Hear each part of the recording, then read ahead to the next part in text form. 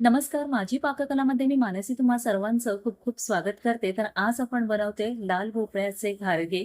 अगदी 4 ते 5 दिवस हे घारगे आरामात मऊसूत असे राहतात आणि इतके चवीला जबरदस्त लागतात ना, आषाढातला हमखास बनवला जाणारा हा पदार्थ आहे आणि फार सोपी रेसिपी आहे. अगदी झटपट तयार होतात आणि मीही आज तुम्हाला अतिशय सोप्या पद्धतीने ही रेसिपी दाखवणार आहे. तर जराही वेळ न दवडता पटकन सुरुवात करूयात. इथे मी 1/2 किलो हा लाल भोपळा घेतलेला आहे. सगळ्यात आधी त्याच्या बिया काढून घ्यायच्या आहेत. तर इथे सुरीने किंवा चमच्याने अशा बिया काढून घ्यायच्या आहेत आणि नंतर याचे आपण तुकडे करणार आहोत. तुम्ही अख्खा जरी असा कुकरच्या डब्यात ठेवलात तरी चालेल. हा भोपळा शिजवणं थोडंसं कठीण असतं. त्यामुळे कुकरला आपल्याला हा भोपळा शिजवून घ्यायचा आहे. तर मी इथे याचे पीसेस करून घेते आणि याची साल ना खूपच कडक असते, कठीण असतं काढणं याची साल. त्यामुळे साल वगैरे आपण आत्ता काढण्याच्या भानगडीत पडणार नाही आहोत. कुकरला याला आधी वाफवून घ्यायचं आणि नंतर अगदी सहज याच्या साली निघाल्या जातात. तर इथे असे मी याचे तुकडे करून घेतलेत. आता कुकरच्या डब्यामध्ये हे सगळे पीसेस काढून घेते आणि असाही मी आता कुकर लावणारच होते. भाताचा कुकर लावलेला आहे, तर त्याचसोबत हा डब्बा देखील मी इथे ठेवून घेणार आहे. आणि कुकरच्या 3 शिट्ट्यांमध्ये हा भोपळा छान असा शिजला जातो. तर इथे भोपळा व्यवस्थित शिजला गेलाय, काढून घेते मी आणि तुम्ही आता बघू शकताय अगदी सहज याच्या साली निघतायत आणि साल काढणं देखील अगदी सोपं झालंय. हेच जर का आधी आपण साल काढायला गेलं ना, तर त्या खूप कडक असतात आणि त्यामुळे बराचसा भोपळा देखील आपला वेस्ट होतो. सालीसोबत बराचसा भोपळा देखील कट केला जातो. इथे अगदी पटकन आपली साल फक्त निघाली जाते. भोपळा अगदी पूर्णपणे वापरामध्ये आणला जातोय आपला. अशा पद्धतीने इथे सगळी साल मी काढून घेतलेली आहे भोपळ्याची आणि भोपळा इतका छान शिजला गेलाय ना, की बटाट्यासारखा अगदी हाताने देखील सहज मॅश होतोय, इतका भोपळा आपला छान शिजला गेलाय. आता इथे चमच्याने भोपळा मी मॅश करून घेते. तुमच्याकडे पावभाजीचा मॅशर असेल तर त्याने केला तरीही चालेल.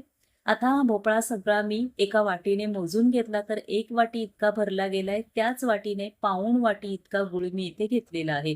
तुम्ही फार गोड खाणारे असाल तर इथे समप्रमाणात गूळ घेतला तरीही चालेल.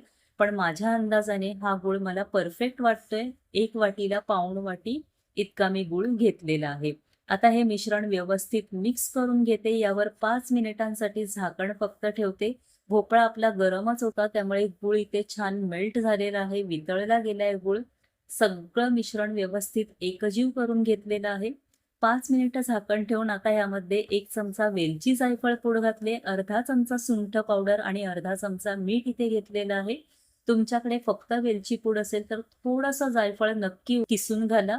खूप छान स्वाद येतो. आता मिश्रण सगळं मिक्स केलंय. दुसऱ्या एका मोठ्या पातेल्यामध्ये त्याच वाटीने मी 1.5 वाटी इतकं गव्हाचं पीठ घेतलेलं आहे आणि पाव वाटी इथे मी तांदळाची पिठी घेतलेली आहे. आता तुमच्याकडे तांदळाची पिठी नसेल तर तुम्ही इथे बारीक रवा देखील वापरू शकता. छान खुसखुशीत असे घारगे तयार होतात. आता इथे सगळं जे आपलं भोपळ्याचं मिश्रण आहे ते इथे काढून घेतलेलं आहे आणि हे पीठ मिक्स करून घ्यायचं आहे. पाणी जराही यामध्ये घालायचं नाहीये. आपल्या या मिश्रणातच हे पीठ भिजवलं जातं आणि घट्टसर गोळा आपल्याला तयार करायचा. जसं आपण पुरीसाठी इथे पीठ मळतो ना, त्याच पद्धतीचं घट्ट पीठ इथे आपल्याला हे मळून घ्यायचं आहे. तर मला थोडंसं पातळ वाटलं म्हणून परत मी पाव वाटी इतकं गव्हाचं पीठ घेतलेलं आहे. म्हणजे टोटल मी 2.25 वाटी गव्हाचं पीठ आणि पाव वाटी तांदळाची पिठी म्हणजे टोटल 2 वाट्या पीठ इथे मी घेतलेलं आहे.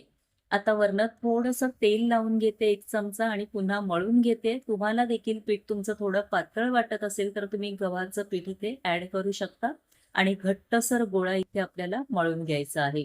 तर इथे पीठ मी छान मळून घेतलेलं आहे आणि लगेचच आपण लाटायला घ्यायचं आहे. पीठ मुरण्यासाठी वगैरे ठेवण्याची इथे आवश्यकता नाहीये. तर इथे आता लगेचच मी लाटायला घेते. आपण इथे आता लिंबा एवढे याचे गोळे काढून घ्यायचे आहेत. तर इथे पुन्हा मी थोडा गोळा काढून घेतला. पोळपाटावर थोडासा हाताने त्याला मळून घेतलं आणि आता लिंबा एवढे असे गोळे याचे काढून घेते. शक्यतो ना 5-5, 6-6 अशा पुऱ्या लाटून घ्यायच्या, घारगे लाटून घ्यायचे आणि नंतर तळून घ्यायचे. एकसाथ असे लाटून ठेवू नका, नाहीतर ते एकमेकांना चिकटू शकतं. आणि लाटताना देखील तुम्हाला जर का थोडंफार कठीण जात असेल, चिकटत असेल, तर अगदी थोडासा हात तुम्ही पिठाचा घेऊ शकता आणि इथे आता घारगे एक समान होण्यासाठी मी डब्याचा वापर केला आणि इतपत जाडीचे घारगे आपल्याला करायचे आहेत. एका डिशमध्ये काढून घेते. दुसरा घारगा देखील मी त्याच पद्धतीने लाटून घेते. समान घारगे होण्यासाठी मी इथे डब्याचा वापर करते, म्हणजे आपले एक समान घारगे इथे तयार होतील. तुम्ही असेच जरी डायरेक्ट तळलेत तरी काहीच हरकत नाही. आणि पुरी आपली असते ना, त्याच्यापेक्षाही थोडे जाडसर हे घारगे करायचे आहेत. घारगे हे जाडच असतात, त्यामुळे चवीला खूपच ते अप्रतिम लागतात. इथे मी 5 ते 6 घारगे करून घेतलेत. तेल गरम करून घेतलेलं आहे. एक छोटा गोळा टाकून पहिला पटकन वर आला, म्हणजे तेल आपलं छान इथे तापलं गेलंय. तेल तापवून घेतलं की गॅस कमी करायचा आणि नंतर जे घारगे आहेत ते आपले सोडून द्यायचे. तर इथे एक घारगा सोडायचा आहे. एकसाथ 2 किंवा 3 घालू नका, नाहीतर मग ते फ्राय करणं कठीण जातं. तर इथे घारगा सोडला ना, की गॅस थोडासा वाढवायचा आहे आणि फुलून वर आला, फुगला तो, की नंतर गॅस आपल्याला लो टू मीडियम फ्लेमवर करायचा. आणि किती टमटमीत आपल्या इथं घारगा हा फुलला गेलाय बघा. मस्त एकदम फुगलाय तो आणि दोन्ही बाजूंनी छान असा खरपूस भाजून घ्यायचा आहे. हलकासा ब्राऊन रंग येईपर्यंत हा फ्राय करून घ्यायचा आहे. फार काळपट रंग येऊ देऊ नका. गुळामुळे पटकन याला काळा रंग पकडू शकतो. त्यामुळे गॅस नंतर लो टू मीडियम फ्लेमवरच करायचा आहे.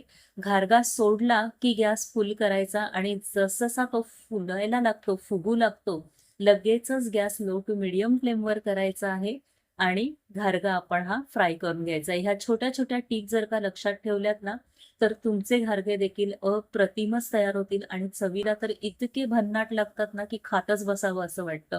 चहासोबत खूप छान लागतात हे घारगे. माझ्या मुलीला देखील खूप आवडतात. तर अशा पद्धतीने हे घारगे इथे मी फ्राय करून घेते, तळून घेते आणि आरामात 4 ते 5 दिवस हे घारगे आपले टिकतात. अगदी बाहेर रूम टेम्परेचरला देखील फ्रिजमध्ये वगैरे ठेवण्याची आवश्यकता नाहीये. आणि इथे अशा पद्धतीने सगळे घारगे मी फ्राय करून घेते. तुम्हाला हा जवळून दाखवते घारगा मी किती टम्म फुगलेला आहे बघा आणि कलर देखील किती सुरेख आलेला आहे. मस्त फुलला गेलाय घारगा आपला. अशा पद्धतीने सगळे घारगे करून घेतलेत. एक घारगा तुम्हाला मी डिशमध्ये दाखवते आणि खूप गरम आहे. तर किती फुगलेला आहे बघा. वरचं आवरण मस्त असं खुसखुशीत वाटतंय ते आणि आतपर्यंत छान असा आपला घारगा हा शिजला गेलाय, फ्राय झालाय. खूपच अप्रतिम हे घारगे तयार झालेले आहेत. तर या आषाढामध्ये तुम्ही देखील मी सांगितलेल्या या पद्धतीने नक्की करून पहा. अतिशय सोपी रेसिपी आहे. रेसिपी आवडली तर लाईक आणि शेअर जरूर करा. त्याचबरोबर चॅनलला सबस्क्राईब केला नसेल तर पटकन सबस्क्राईब करा. म्हणजे अशा छान आणि नवीन रेसिपीज तुम्हाला पाहायला मिळतील. तोपर्यंत टाटा, बाय बाय.